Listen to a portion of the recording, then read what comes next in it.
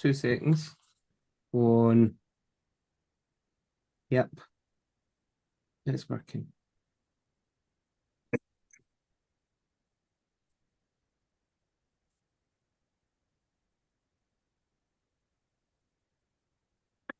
Right.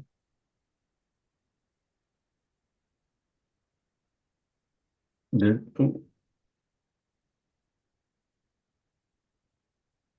Well, we're live on YouTube, so welcome. And Good morning. yeah, so I don't know where the LinkedIn is. So we are, Ali himself, we are What Makes a Difference. And we are obviously one is a YouTube channel, Spotify channel, which is What Makes a Difference. And then we got our CIC, which is to support servicemen, women, their families, reservists, veterans, and the blue light community as well. It is. And we set up What Makes the Difference because we were both working already within the veteran community, supporting veterans and their families. And what we came across time after time was the issue of transition stress, where it was the impact of transitioning and leaving these services that were causing issues maybe 5 or 10 years down the line. It was almost like a delayed response, which were resulting in wellness and mental health issues, such as anxiety, depression, etc., exacerbations of maybe PTSD. But when you actually looked at the root cause, it was the issues about transitioning, about leaving these communities and the integration into the new one. Yeah. So a little bit about ourselves, I think it would be a good place to start as well, Ali. Mm-hmm. So I served about 20 years in the army, on and off. Then, like a lot of people, job hopped and stuff. Then kind of got into the therapy world. So doing NLP, it's sort of therapy, kind of like self-development sort of stuff. So NLP, a lot of that, a lot of hypnosis stuff, and IEMT as well, plus one or two other modalities. Yeah. And I worked in, this is my third career. So worked in the license trade and then spent about a reasonable length of time in the HR industry. Worked across a number of sectors, doing a lot of coaching, personal development, worked across the world, different locations, and supporting different locations rather. And like you, I got to the point where I left that career to start another one, decided that since I'd spent so much time coaching that I would move full-time into that, and then ended up retraining with hypnotherapy, IEMT, and clean language, similar Yes. to you, Rich. Mhm. Yeah, and that's something that we do quite a bit of in the force as well. Coaching, instruction, mentoring, that kind of stuff. Yeah. Yeah. And I think what's similar for both of us have experienced situations where there have been major life changes, and the transition has been challenging, has been Yeah. difficult. So Yes. there is experience within that in terms of what that means when you leave communities, when you leave roles that are all encompassing. Mm-hmm. So that's why we're doing what we're doing, isn't it, Ali? It's all about the impact of that transition. Yeah, because that if at the moment current provision is very much focused on employment, on finding that new role, that new career.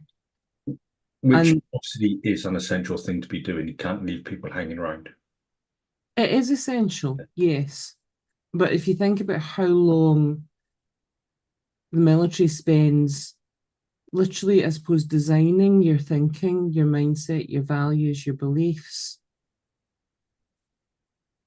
but that there's no impact in terms of that or modification of that when you leave the military to help reintegrate into a civilian role, a civilian community.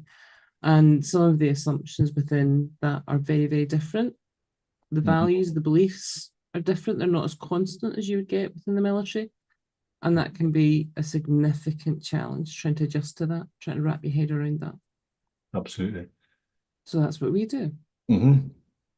It's what makes us different then is, as I mentioned beforehand, we do work with not just a single soldier, airman, sailor, but we do work with their families and with children from 8 to 25 years old.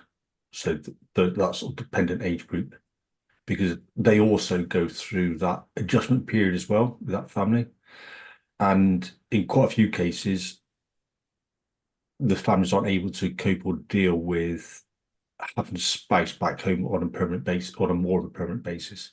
There's that reintegration piece that they really do or really can find difficult to work with. So that can end up in obviously divorce, separation, Yeah, which is good for the children. It's not good for the for family in general, everyone. is it? No. Yeah. So that means, regardless of whether you're single, whether you're in a relationship, whether that relationship is one where you maybe are in a cohabitation relationship and you have children or not, we work with everyone. Yeah. That means that we recognize that if you are part of a partnership, that when you leave that community, then very often your partner leaves that community too, your Mhm. children leave that community too, and they have an adjustment to Yeah. make. Yeah, because And the wives or the spouses, I should say, they can be just as much integrated in that force's life as the one who's actually serving, but in a different capacity. yeah, it's all encompassing. Yeah. And that goes for the children within that family unit too. And that means that when you move out of that, it's a very different lifestyle. It's a very different set of assumptions that you now have to operate within. Hmm. And as you say, part and parcel of that is how do you even fit into your own family? Because the terms of that are changing, Yeah. the expectations and the patterns within that are changing too. So that means roles need to adjust. Hmm. And this goes as well with the blue light communities as well, I think, It even though does. they're not lived on a camp, but they have an all-encompassing way of life. Most of their friends will tend to be around that community as well. So again, if they are leaving for whatever reason it is, they've got to make that adjustment to society as well. Yeah.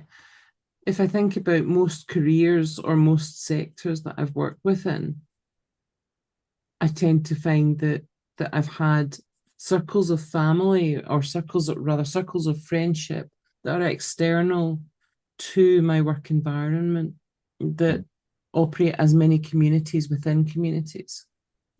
Yeah. Yet with the military service and with blue light services, you tend to find that the friendship circles, the ones that would normally come from different arenas, all tend to then cluster around that role and around that community. Yeah. And so you mentioned clean language, Ali, earlier as a modality that we'll be using. And what makes clean language different to any other therapy, coaching, or system of helping people move from where they are to a better place? Well, what makes clean language different is its ability to stay out of other people's stuff. Hmm. So it means that literally, when we are working with you, we won't ever ask you for the guts and details of something. We'll ask you for a And description of, it's the of what's outline, it isn't it? like. It's Uh-huh. the outline, isn't it? It's an It's outline. not going into, say, somebody comes to us with anxiety. It's not going, what is the root cause of you becoming anxious? It's just going, working with that word anxiety, whatever it means for you, and then you building your own map and model as to how somebody does become anxious. Yeah. And that goes for probably the bulk of the modalities that you and I use, Rich. They Yeah, all allow us to work without content. So that means that we're working just with the outcome rather than asking you to go through maybe situations or events that you find really difficult that you may find triggering. yeah, So we don't do that. yeah. You're not regurgitating that time and time again because that can deepen that trauma wound.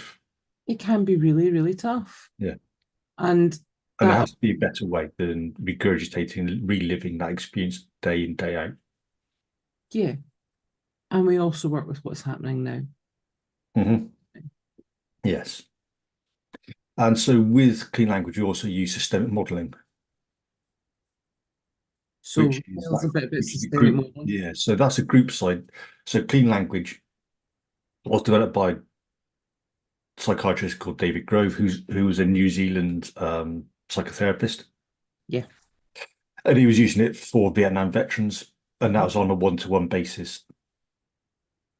But obviously, clean language can be used for anybody and anybody really. The systemic modeling was developed by Caitlin Walker, Hmm. and she then developed that to be used in a group situation where she's used it to help disenfranchised children. They're using it at Liverpool John Moores University, and the students have gone on from say getting a tutu, not the dress type thing, where ballerinas wear, up to getting like first whatever else. So that's helped improve their grades, and it's well been used in agile and lean coaching as well. That means then that we use that in group settings so that you're working with other people who have similar experiences, who have similar journeys to your own, similar backgrounds, and we work with you as a group to resolve some of those and allow you the opportunity to update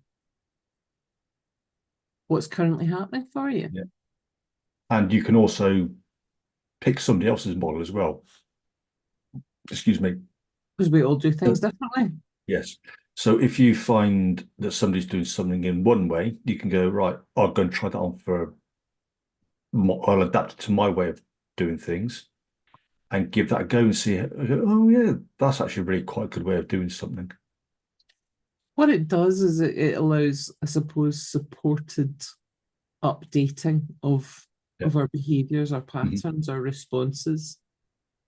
And as Caitlin Books is all about, it's going from contempt to curiosity. So that's finding more about yourself, how you operate, and your family as well, and the people and your community around you, instead of being, oh, bloody civvies. They don't know anything, do they, civvies?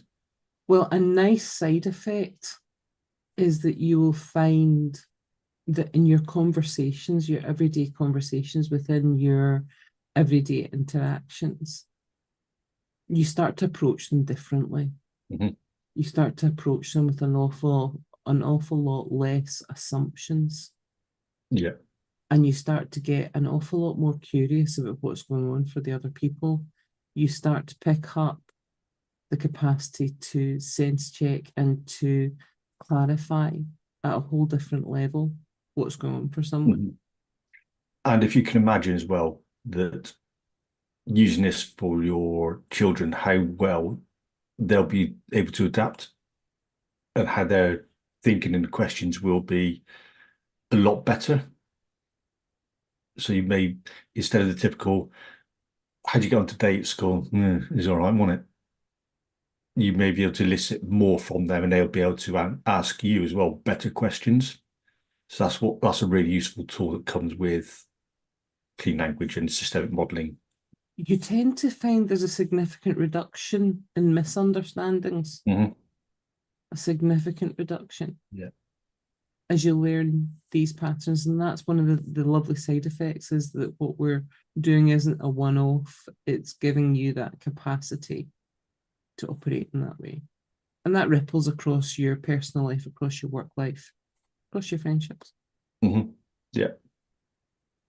So what we'll be doing is group work Mhm. and then the option of one-to-one.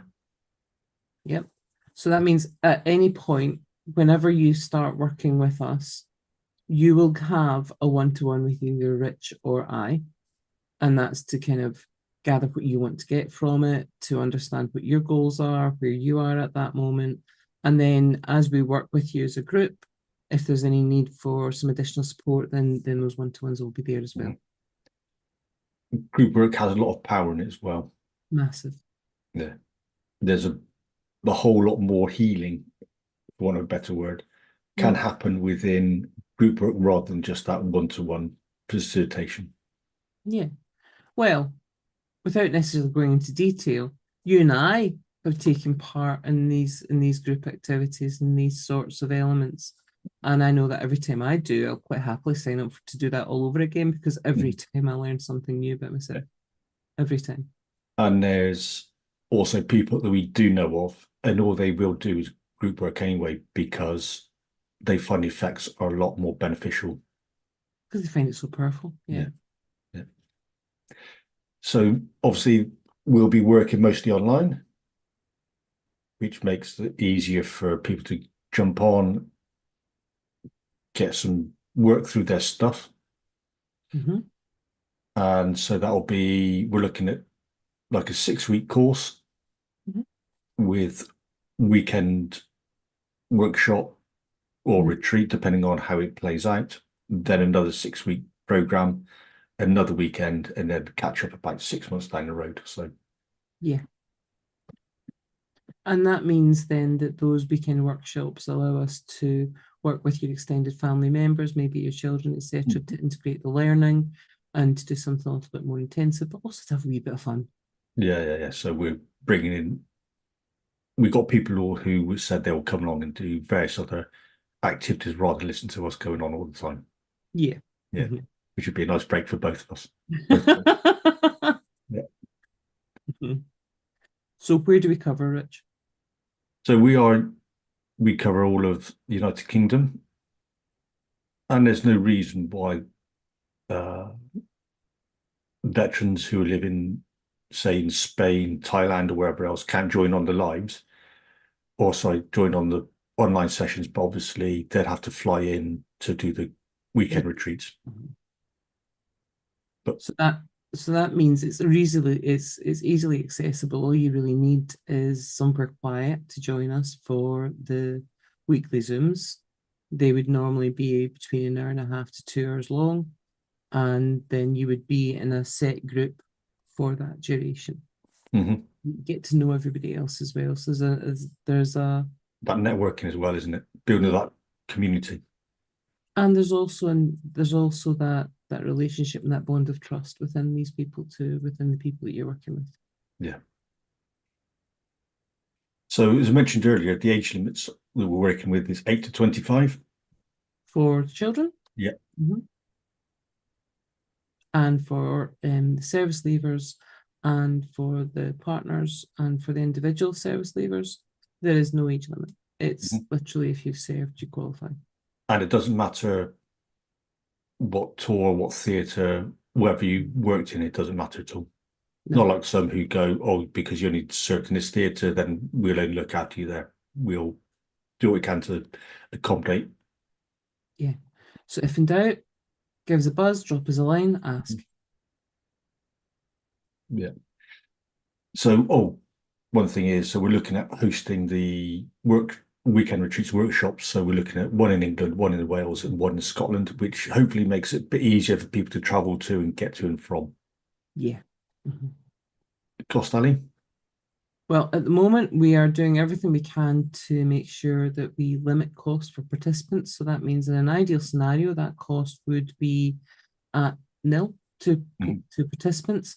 However, we would like you to bear in mind that we are a not-for-profit. So if you are able to make a contribution or a cost, then please do let us know. And Yeah. that we can facilitate that too. And there's a donation page on the website as well. Yeah, And that's it. Up above, whatmakesdifference.org. yes. So in the meantime, if there's any further questions, anything you'd like to have a chat with us about, whether that's maybe about what we've spoken about with clean, whether that's about transition stress or whether that's about whether you could benefit from this, then get in touch. So how do they get in touch with us, Rich? They can email us hello@whatmakesdifference.org, or we got our individual emails above, which is Ali@whatmakesdifference.org, and myself is Rich@whatmakesdifference.org. Yes. Yeah. And we will get back to you as soon as we possibly can. We might give you a buzz, so put in your contact details. We'll have a chat with you, and we'll do what we can to answer your questions. Yeah. Well, thank you for your time. Thank you for watching and listening. Thank you.